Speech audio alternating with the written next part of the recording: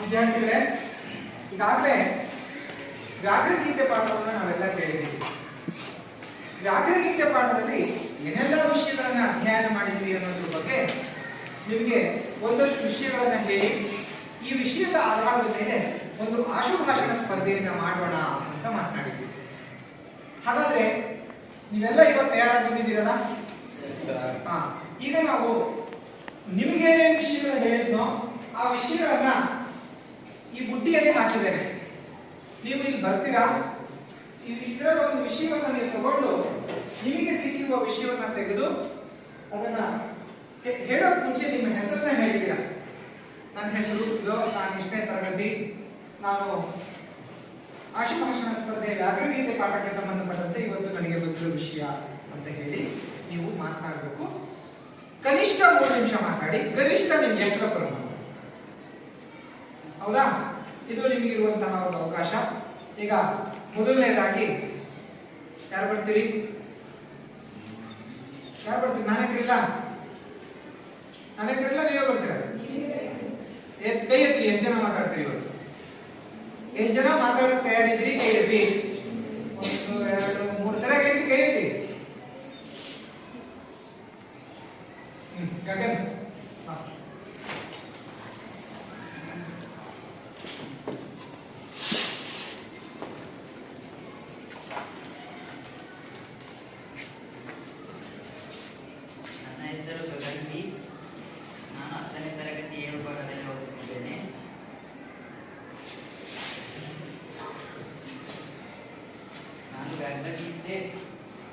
ವ್ಯಾಕರಣಗೀತೆ ಗದ್ಯ ಭಾಗದ ಯಾವ ವಿಷಯ ಬಂದಿದೆ ಹೇಳಬೇಕು. ಮಸಿ ಕಾಣಿಕೆ ವಿಷಯದ ಬಗ್ಗೆ ಮಾತನಾಡುತ್ತಿದ್ದೇನೆ.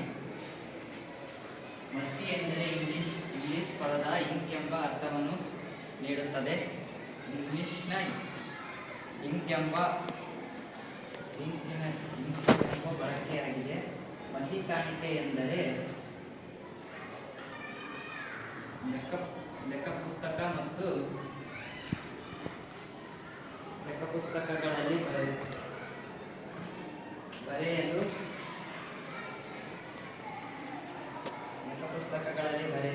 ಬರೆಯಲು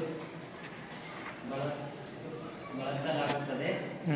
ಶಾನುಭೋಗರು ಮಸಿ ಕಾಣಿಕೆಗಾಗಿ ರೈತರನ್ನು ಪೀಡಿಸುತ್ತಿರಲಿಲ್ಲ. ಮಸಿ ಕಾಣಿಕೆಯನ್ನು ಅವರು ಎಷ್ಟು ಕೊಡುತ್ತಿದ್ದರೋ ಅಷ್ಟನ್ನು ಶಾನುಭೋಗರು ಇಸ್ಕೊಂತಿದ್ರಾ?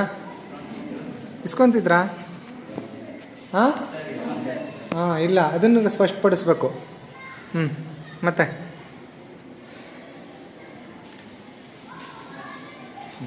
ಧನ್ಯವಾದ ಹೇಳಬೇಕು.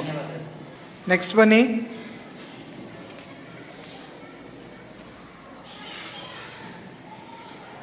ಚೀಟಿ ತಗೊಂಡು ಸ್ಪಷ್ಟವಾಗಿ ಹೇಳಿ ಟಾಪಿಕ್ ಏನು ಬಂದಿದೆ, ನಿಮ್ಮ ಹೆಸರು ಹೇಳಿ ಮಾತನಾಡಿ. ನನ್ನ ಹೆಸರು ಸಿರಿಗೌರಿ ಟಿಡಿ. ನಾನು 10ನೇ ತರಗತಿ ಎ ವಿಭಾಗದಲ್ಲಿ ಓದುತ್ತಿದ್ದೇನೆ. ನನಗೆ ವ್ಯಾಕರಣಗೀತೆ ಗದ್ಯದ ಕಾರುಣ್ಯ ವಾದಿಕಾರಸ್ಥೆ ಮಾ ಫಲೇಶು ಕದಾಚನ ಎಂಬ ವಿಷಯ ಬಂದಿದೆ. ಕರ್ಮಣ್ಯೆ ವಾದಿಕಾರಸ್ಥೆ ಮಾ ಫಲೇಶು ಕದಾಚನ. ಈ ಶ್ಲೋಕ ಭಗವದ್ಗೀತೆಯ 2ನೇ ಅಧ್ಯಾಯದ 47ನೇ ಶ್ಲೋಕವಾಗಿದೆ. ಇದರ ಅರ್ಥ, ನಾವು ಕೆಲಸ ಮಾಡಬೇಕು, ಆದರೆ ಅದರಿಂದ ಯಾವ ಫಲನೂ ಬರ್ಬೇಕಂತ ನಿರೀಕ್ಷೆ ಇಟ್ಕೋಬಾರ್ದು. ನಾವು ಯಾವುದೇ ಕೆಲಸ ಮಾಡಲಿ ಅದನ್ನ ನಿಷ್ಠೆಯಿಂದ ಮಾಡಬೇಕು, ಬಟ್ ಅದರಿಂದ ಫಲ ಬೇಕಂತ ಕೇಳ್ಕೋಬಾರ್ದು. ಅದೇ ಥರ ಶಾನುಭೋಗರು ಹುಲಿ ಬಂದಾಗ ಅವರು ಕಿರ್ದಿ ಪುಸ್ತಕದಿಂದ ಹೊಡೆದು ಮರದ ಮೇಲೆ ಹತ್ಬೇಕಂತ ಯೋಚನೆ ಮಾಡಿದ್ರು. ಅದೇ ಥರ ಮಾಡಿ ಅವರು ಫಲ ಬರುತ್ತಾ ಇಲ್ಲ ಅಂತ ಆಮೇಲೆ ಯೋಚನೆ ಮಾಡಬೇಕು. ಅದೇ ಥರ ಅವರು ಹೊಡೆದು ಹೋಗ್ತಾರೆ.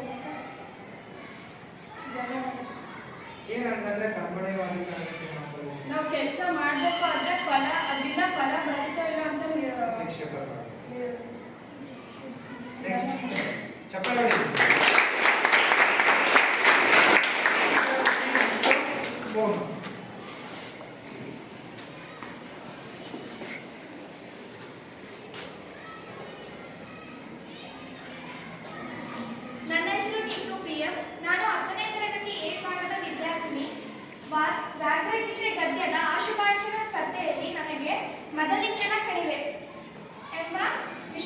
ಇದೆ ಮದಲಿಂಗನ ಕಣಿವೆ. ಇದು ತುಮಕೂರು ಜಿಲ್ಲೆಯ ಚಿಕ್ಕನಾಯಕನಹಳ್ಳಿಯ ಸಮೀಪದಲ್ಲಿದೆ. ಈ ಪ್ರದೇಶವನ್ನು ಮಳೆಗಾಲದಲ್ಲಿ ನೋಡ್ಲಿಕ್ಕೆ ತುಂಬಾ ಸುಂದರವಾಗಿರುತ್ತೆ. ಹಾಗೆ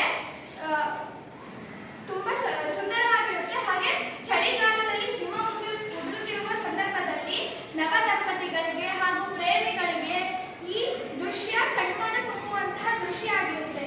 ಹಾಗೆ ಮದಲಿಂಗನ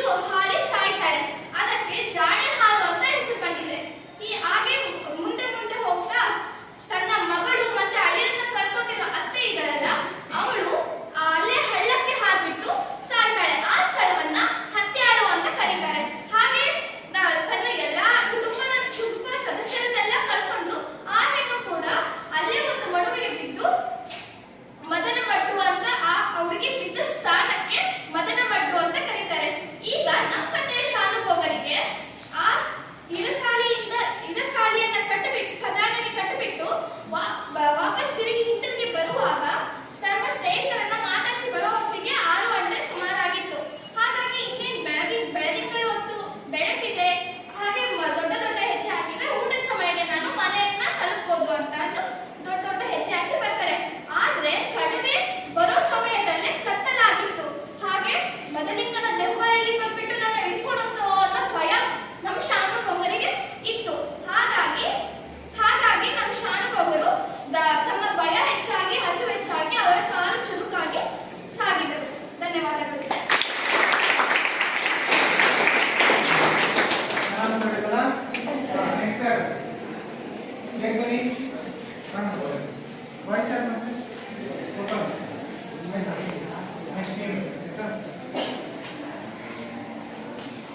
ನನ್ನ ಹೆಸರು ಪಲ್ಲವಿ ಉಪ್ಪಿ. ನಾನು 10ನೇ ತರಗತಿ ಎ ವಿಭಾಗದ ವಿದ್ಯಾರ್ಥಿನಿ. ನನ್ನ ವಿಷಯ ಬಂದು ಕಿರ್ದಿ ಪುಸ್ತಕ. ಕಿರ್ದಿ ಪುಸ್ತಕ ಅಂತ ಹೇಳೋದಾದ್ರೆ ಆಗಿನ ಕಾಲದಲ್ಲಿ ನೋಡಿರ್ಬೋದು ನೀವು, ಶಾನುಭೋಗರು ಅಂತ ಹೇಳ್ತಿದ್ರು. ಶಾನುಭೋಗರು ತಮ್ಮ ಊರಲ್ಲಿ ಮನೆ ಮನೆಗೂ ಹೋಗಿ ಕಂದಾಯವನ್ನು ವಸೂಲಿ ಮಾಡ್ತಿದ್ರು. ಅಂದ್ರೆ ಈಗ ಮನೆ ಕಂದಾಯ ಆಗಿರ್ಬೋದು, ನೆಲ್ಲಿ ಕಂದಾಯ, ನೀರಿನ ಕಂದಾಯ, ಹೊಲ ಕಂದಾಯ, ಹೀಗೆ ವಿವಿಧ ರೀತಿಯ ತರದ ಕಂದಾಯಗಳನ್ನು ವಸೂಲಿ ಮಾಡಿ ಆ ಮನೆಗೆ ವಸೂಲಿ ಮಾಡಿ ಬರ್ಕೋಬೇಕಾಗಿತ್ತು. ಆ ಬರ್ಕೋ ಅಂತಿದ್ದ ಪುಸ್ತಕನೇ ಕಿರ್ದಿ ಪುಸ್ತಕ ಅಂತ ಹೇಳ್ಬೋದು. ಅಂದ್ರೆ ಅವರು ಈಗ ಈ ಮನೆಯವರು ಇಷ್ಟು ಕೊಟ್ಟಿದ್ದಾರೆ, ಇನ್ನು ಬಾಕಿ ಉಳಿದಿದ್ದು ಬಾಕಿ ಮುಂದಿನ ವರ್ಷದ್ದೆಲ್ಲ ಬರ್ಕೋಬೇಕಲ್ಲ, ಅದಕ್ಕೆ ಕಿರ್ದಿ ಪುಸ್ತಕ ಅಂತ ಬರ್ಕೊಂಡಿದ್ರು. ಆದ್ರೆ ಆ ಶಾನುಭೋಗರ ವಂಶಕ್ಕೆ ಈ ಕಿರ್ದಿ ಪುಸ್ತಕ ಕೇವಲ ಜೀವನದ ಆಧಾರವಾಗಿರಲಿಲ್ಲ, ರಾಜಭಕ್ತಿಯ ಲಾಂಛನವಾಗಿರ್ತಿತ್ತು. ಆದ್ರೆ ಈ ಕಿರ್ದಿ ಪುಸ್ತಕವನ್ನ ಶಾನುಭೋಗರ ವಂಶದವರು ಮುಂದಿನ ವಂಶದವರಿಗೆ ಕೊಡ್ಕಂತ. ಆದ್ರೆ ಆ ಕಿರ್ದಿ ಪುಸ್ತಕ ಈಗಲೂ ಕೂಡ ಶಾನುಭೋಗರ ವಂಶದವರಿಂದ ಪೂಜಿಸಿಕೊಂಡು ಕಿರ್ದಿ ಪುಸ್ತಕನ ಪೂಜಿಸ್ತಾ ಇದ್ದಾರೆ.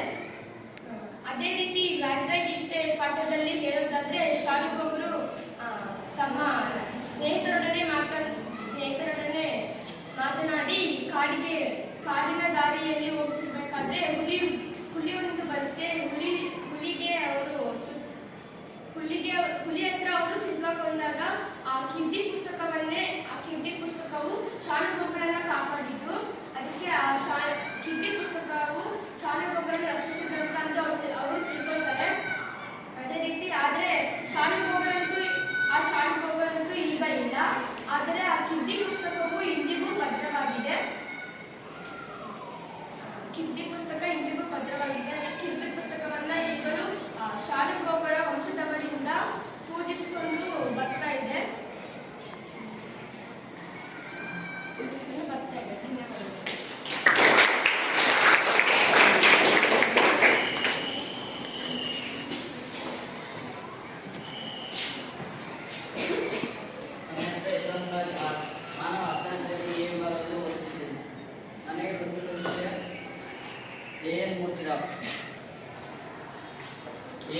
ಅವರು 1900ರಲ್ಲಿ ಅವರು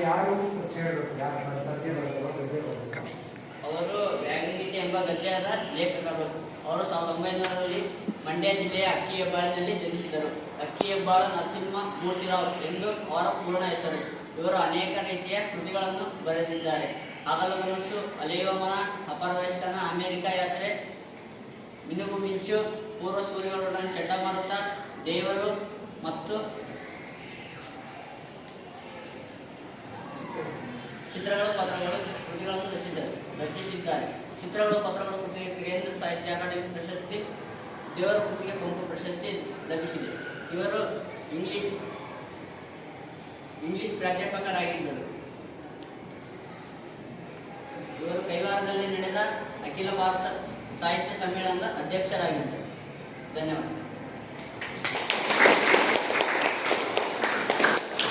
ನೆಕ್ಸ್ಟ್ ಹೋಗಿ ಯಾರು ಬೇಕು?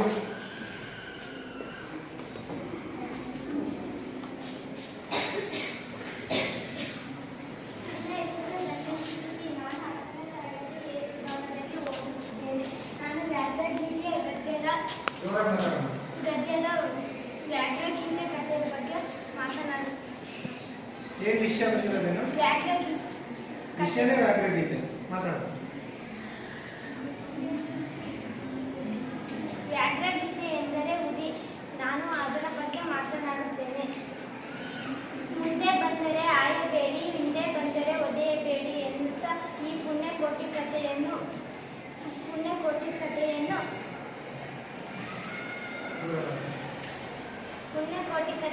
ಮಾಡ್ತೀನಿ.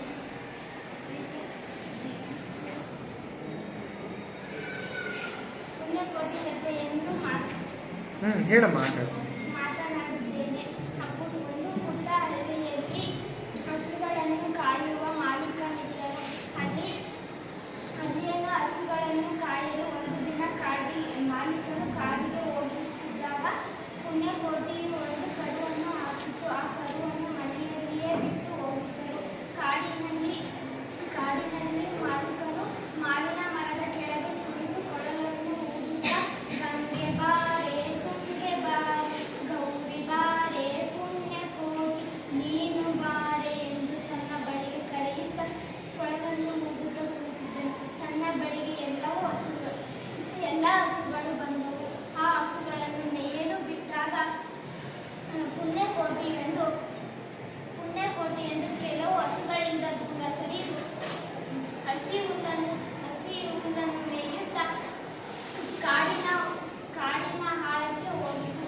ಅಲ್ಲಿ ಕ್ರೂರವಾದ ಹುಲಿಗೆ ಪುಣ್ಯಕೋಟಿ ಸಿಕ್ಕಿತು. ಖಂಡವಿದಕೋ ಮಾಂಸವಿದಕೋ ಗುಂಡಿಗೆ ಯಾಬಿಸಿ ರಕ್ತವಿದಕೋ ಎಂದು ಹಸು ಆಹ್ವಾನ ಕೊಟ್ಟಾಗ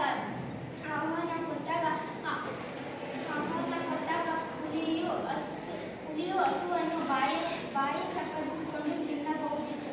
ಆದರೂ ಹುಲಿರಾಯ ಸತ್ಯವರ್ಧತೆಯಾದ ಪುಣ್ಯಕೋಟಿಯನ್ನು ತಿನ್ನಲೊಲ್ಲದೆ ಪ್ರಾಣ ಬಿಟ್ಟಿತು. ಆ ಪವಿತ್ರವಾದ ಕಥೆ ಇಂದಿಗೂ ಸುವರ್ಣಾಕ್ಷರದಲ್ಲಿ ಇಂದಿಗೂ ಹುಲಿಗೂ ಹಸುಗಳಿಗೂ ಆದರ್ಶವಿರಲಿಲ್ಲ, ಆದರ್ಶವಾಗಿದೆ. ಈ ಭರತಖಂಡದ ಭೂಮಿಯಲ್ಲಿ ಹುಲಿಗಳು ಶತ್ರುವನ್ನಾದರೂ ಸರಿಯೇ ಇಂದಿನಿಂದ ಆರಿಕೊಳ್ಳುವುದು.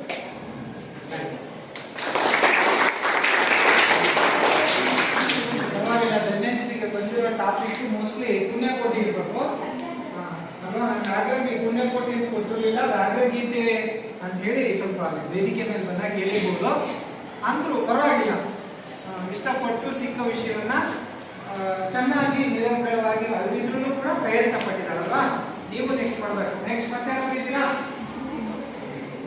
ಮತ್ತೆ ಯಾರಾದ್ರೂ ಬಾಯ್ಸ್ ಅಲ್ಲಿ ಹೋಗಲ್ಲ? ಕೊಟ್ಟಿಲ್ಲ, ಟಾಪಿಕ್ ಇಲ್ಲ, ಹೋಗು ಮಾತಾಡು. ಎಷ್ಟು ಬರುತ್ತೆ ಅಷ್ಟು ಮಾತಾಡು. ನೆಕ್ಸ್ಟ್ ನನ್ನ ಹೆಸರು ವೇಣುಗೋಪಾಲ್ ಬಿ. 10ನೇ ತರಗತಿಯಲ್ಲಿ ಓದುತ್ತಿದ್ದೇನೆ. ನನಗೆ ಬಂದಿರುವ ವಿಷಯ ಬೆಕ್ಕು ಮತ್ತು ಹುಲಿಯ ಸಂಬಂಧ.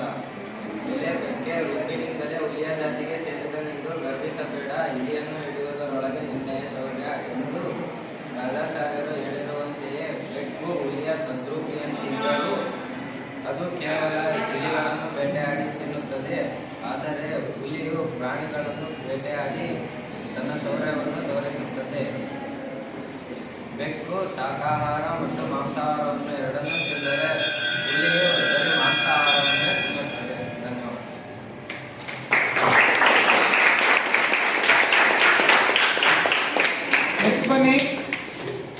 ನೆಕ್ಸ್ಟ್ ಬನ್ನಿ.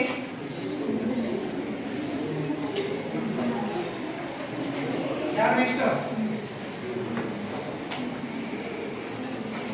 ಬೇಗ ಬನ್ನಿ, ಟೈಮ್ ಆಗಿದೆ, ಬೇಗ ಬನ್ನಿ. ನನ್ನ ಹೆಸರು ಸಂಗಮ. ನಾನು 10ನೇ ತರಗತಿ ಏಕಕಾಲದಲ್ಲಿ ಓದುತ್ತಿದ್ದೇನೆ. ನನಗೆ ಬಂದಿರೋ ಟಾಪಿಕ್ ಶಾನುಭೋಗರು.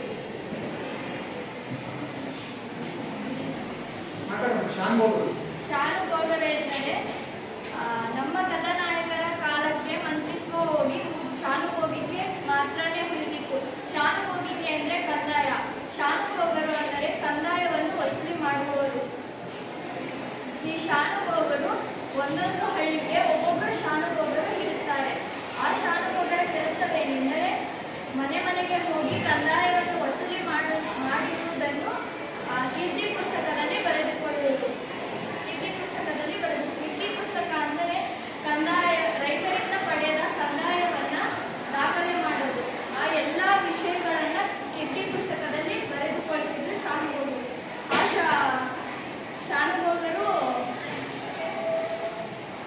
ಶಾನುಭೋಗರಲ್ಲಿ ಒಂದು ಮಾತಿತ್ತು, ದೇವರು ಕೊಟ್ಟಷ್ಟರಲ್ಲಿ ತೃಪ್ತಿಗೊಂಡು ಜೀವನ ನಡೆಸಬೇಕು. ಅಂದರೆ ದೇವರು ನಮಗೆ ಎಷ್ಟು ಕೊಡ್ತಾನೋ ಅಷ್ಟರಲ್ಲಿ ಇರೋದ್ರಲ್ಲೇ ನಾವು ಜೀವನ ನಡೆಸಬೇಕು.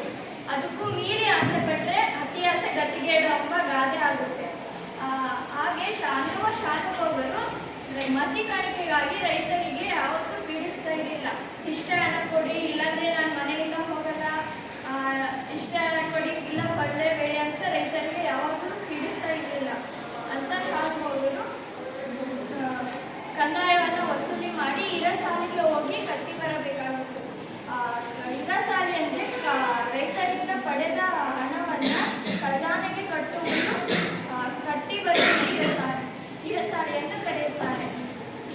ಕಟ್ಟಿ ಬರುವಾಗ ಅವರಲ್ಲಿ ಒಂದು ಯೋಚನೆ ಇರುತ್ತೆ, ಈ ಕೀರ್ತಿ ಪುಸ್ತಕ ನನ್ನ ಜೀವನ ಆಧಾರ ಅಷ್ಟೇ ಅಲ್ಲ, ಇದು ನನ್ನ ರಾಜಭಕ್ತಿಯ ಲಾಂಛನ. ಲಾಂಛನ ಅಂದರೆ ಗುರುತು, ಚಿಹ್ನೆ. ಈ ರಾಜಭಕ್ತಿ ಇದು ಜೀವನ ಆಧಾರವಲ್ಲ, ಇದು ನನ್ನ ಗುರುತು ಎಂದು ಒಟ್ಟಾಗಿ ಶಾನುಭೋಗರು ತಮ್ಮ ವಂಶದ ಕೀರ್ತಿಗೆ ಕುಂದು ತರದಂತೆ ಕೀರ್ತಿ ಪುಸ್ತಕವನ್ನು ನಿಷ್ಠೆಯಿಂದ ಕಾಪಾಡಿಕೊಳ್ಳುತ್ತಾ ದೇವರು ಕೊಟ್ಟಷ್ಟರಲ್ಲಿ ತೃಪ್ತಿಗೊಂಡು ಜೀವನ ನಡೆಸಬೇಕು ಎಂಬ ಒಂದು ಮಾತಿಂದ ತನ್ನ ಜೀವನವನ್ನು ಸಾಗಿಸ್ತಾ ಇತ್ತು. ಧನ್ಯವಾದಗಳು.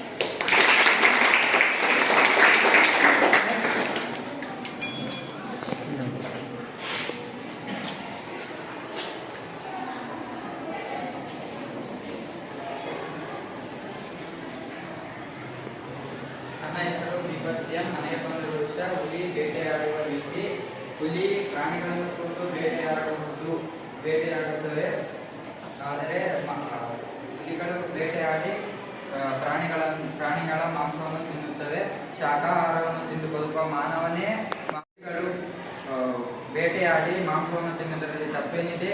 ಹಾಗೆ ಹುಲಿಗಳು ಪ್ರಾಣಿಗಳನ್ನು ಕೊಂದು ತಿನ್ನುವಾಗ ಯಾವುದಾದರೂ ಒಂದು ಧರ್ಮವನ್ನು ಅನುಸರಿಸಿ ಕೊಲ್ಲುತ್ತದೆಯೇ ಅಥವಾ ಧರ್ಮಗಳ ಲೆಕ್ಕವನ್ನೇ ಇಡದೆ ಸ್ವಚ್ಛಂದದಿಂದ ವರ್ತಿಸುತ್ತವೆ ಎಂಬುದೇ ಮುಖ್ಯ ಪ್ರಶ್ನೆ.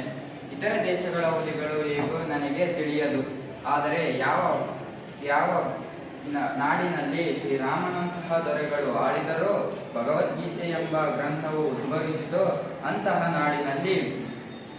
ನಾಡಿನ ಭರತಖಂಡದ ಹುಲಿಗಳು ಎಂದಿಗೂ ಅಧರ್ಮಕ್ಕೆ ಅವಕಾಶ ಮಾಡಿಕೊಡುವುದಿಲ್ಲ.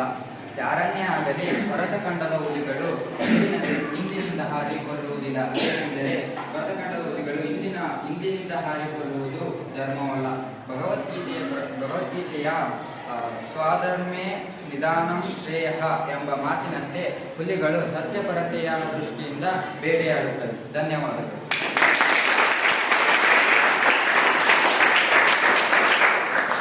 ದೀಪಕ್ ಸ್ವಧರ್ಮೇ ನಿಧನಶ್ರಯ ಅನ್ನೋ ಪದ ಬಳಸಿದ. ಹಳೆ ಟೆಕ್ಸ್ಟ್ ಬುಕ್ ಅಲ್ಲಿ ವಾಕ್ಯ ಇತ್ತು, ಸೈತಾನವೇ ಹಿಂದಿರುಗು ಸ್ವಧರ್ಮೇ ನಿಧನಶ್ರಯ ಅಂತೇಳಿ. ಇಲ್ಲಿ ಬೈಬಲ್ನ ವಾಕ್ಯ ಮತ್ತು ನಮ್ಮ ಭಗವದ್ಗೀತೆಯ ವಾಕ್ಯವನ್ನು ನೆನಪಿಸ್ಕೊಳ್ಳೋದನ್ನ ಹಳೆ ಬುಕ್ ರೆಫರ್ ಮಾಡಿ ಹೇಳ ಅಲ್ವಾ? ಒಳ್ಳೆ ಪ್ರಯತ್ನ. ಮತ್ತೆ ನೆಕ್ಸ್ಟ್ ಬನ್ನಿ, ಬೇಗ ಬನ್ನಿ.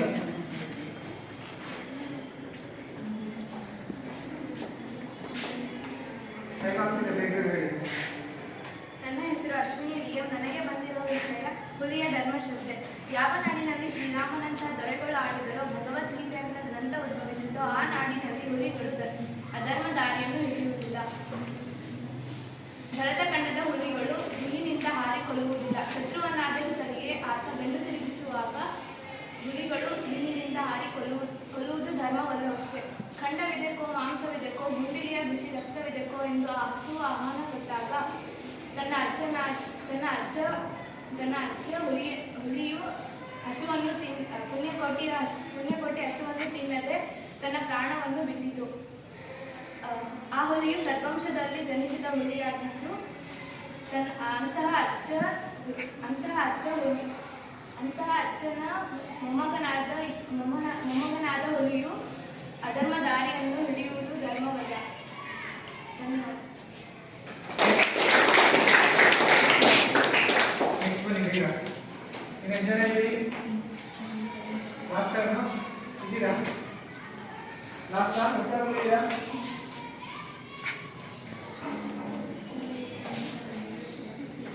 ನನ್ನ ಹೆಸರು ಗೋವರ್ಧನ್. ನಾನು 10ನೇ ತರಗತಿ A ವಿಭಾಗದಲ್ಲಿ ಓದುತ್ತಿದ್ದೇನೆ. ನನಗೆ ಬಂದಿರುವ ವಿಷಯ ಶಾನುಭೋಗರನ್ನು ರಕ್ಷಿಸಿದ್ದು ಕೃತಿ ಪುಸ್ತಕವೇ ಅಥವಾ ಹುಲಿಯ ಧರ್ಮಶ್ರದ್ಧೆಯೇ. ಶಾನುಭೋಗರಿಗೆ ಕೃತಿ ಪುಸ್ತಕವು ಕೇವಲ ಜೀವನಾಧಾರವಲ್ಲ, ಅವರ ರಾಜಭಕ್ತಿಯ ಲಾಂಛನವಾಗಿತ್ತು. ಒಮ್ಮೆ ಅವರು ಇರಸಾಲಿಗಾಗಿ ಖಜಾನೆಗೆ ಹಣ ಕಟ್ಟಿ ಮರಳಿ ಬರುತ್ತಿರುವಾಗ ಕಾಡಿನಲ್ಲಿ ಹುಲಿಯೊಂದು ಅವರನ್ನು ಬೇಟೆಯಾಡಲು ಹೊಂಚು ಹಾಕಿತ್ತು. ಹುಲಿಯು ಹಿಂದಿನಿಂದ ಆಡಿ ಕೊಲ್ಲುವುದಿಲ್ಲ ಎಂದು ತಿಳಿದಿದ್ದ ಶಾನುಭೋಗರು ಉಪಾಯದಿಂದ ಹುಲಿಗೆ ಬೆನ್ನು ತೋರಿಸಿ ಮುಖ ತೋರಿಸಿದಂತೆ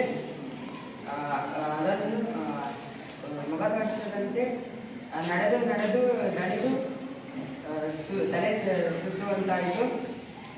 ಈ ವಿಪತ್ತಿನ ಸಮಯದಲ್ಲಿ ಅವರ ಬಳಿ ಇದ್ದದ್ದು ಕೀರ್ತಿ ಪುಸ್ತಕ ಮಾತ್ರ. ಕೀರ್ತಿ ಪುಸ್ತಕವು ಈ ಸದ್ಯಕ್ಕೆ ಅವರ ಬಳಿ ಇದ್ದ ಬ್ರಹ್ಮಾಸ್ತ್ರವಾಗಿತ್ತು.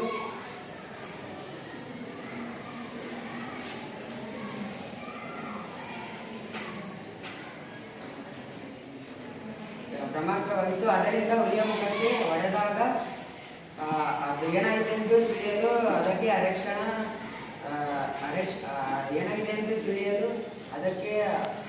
ಅರಕ್ಷಣ ಹಿಡಿಯಿತು. ಈ ಸಮಯವನ್ನು ಉಪಯೋಗಿಸಿಕೊಂಡು ಓಡಿದ ಅವರು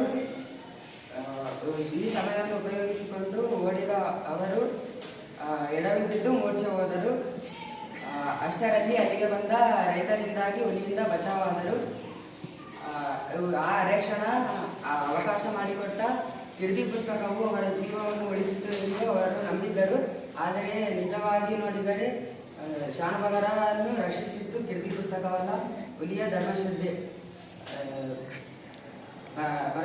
ಯಾರನ್ನೇ ಆಗಲಿ ಭರತಖಂಡದಲ್ಲಿನ ಹುಲಿಗಳು ಹಿಂದಿನಿಂದ ಆಡಿಕೊಳ್ಳುವುದಿಲ್ಲ. ಶತ್ರುಗಳನ್ನು ಆಧರಿಸಿಗೆ ಅವರು ಬೆನ್ನು ತೋರಿಸಿದಾಗ ಹಿಂದಿನಿಂದ ಆಕ್ರಮಣ ಮಾಡುವುದಿಲ್ಲ.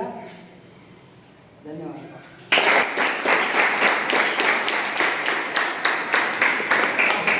ಇದುವರೆಗೂ ಸುಮಾರು 15 ಜನ ಕೈ ಎತ್ತಿ ಯಾರ್ಯಾರು ಮಾತಾಡಿದ್ರಿ? 2, 4, 6, 8, 9, 10, 12 ಜನ ಮಾತಾಡಿದ್ದೀರಿ. ಇದರಲ್ಲಿ ನೀವೇ ಚೆನ್ನಾಗಿ ಮಾತನಾಡಿದ ವ್ಯಕ್ತಿಯನ್ನು ಸೂಚಿಸಿ.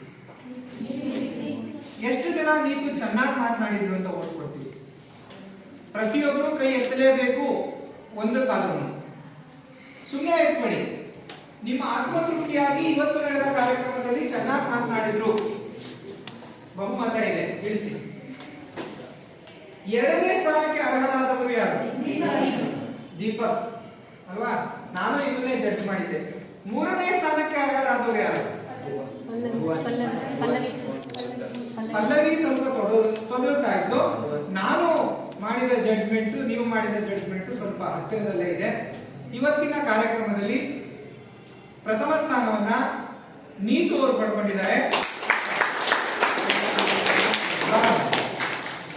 ನೀತು ಅವರಿಗೆ ಕಾರ್ಯಕ್ರಮದಲ್ಲಿ ಒಂದು ಬಹುಮಾನವನ್ನು ಕೊಡ್ತಾ ಇದ್ದೇನೆ. ಪ್ರಥಮ ಸ್ಥಾನ ಪಡೆದವರಿಗೆ ಮಾತ್ರ ಬಹುಮಾನವನ್ನ ನೀಡಲಾಗ್ತದೆ.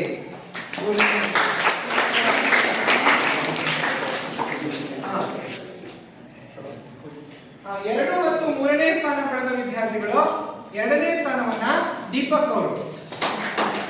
ದೀಪಕ್ 2ನೇ ಸ್ಥಾನ ದೀಪಕ್ಗೆ ಸಿಕ್ಕಿದೆ.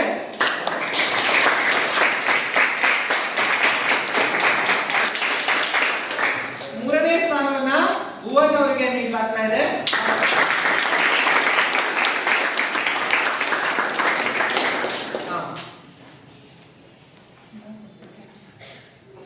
ಇನ್ನೊಂದು ಸಮಾಧಾನಕರ ಬಹುಮಾನವನ್ನು ಕೊಡ್ತಾ ಇದ್ದೇನೆ. ಯಾಕೆಂದ್ರೆ ಇರುವ ವಿಷಯವನ್ನು ಇಂಟ್ರೆಸ್ಟ್ ಕೊಟ್ಟು ಮಾತನಾಡಲಿಕ್ಕೆ ಪ್ರಯತ್ನ ಪಟ್ಟಂತಹ ಧನ್ಯಶ್ರೀ.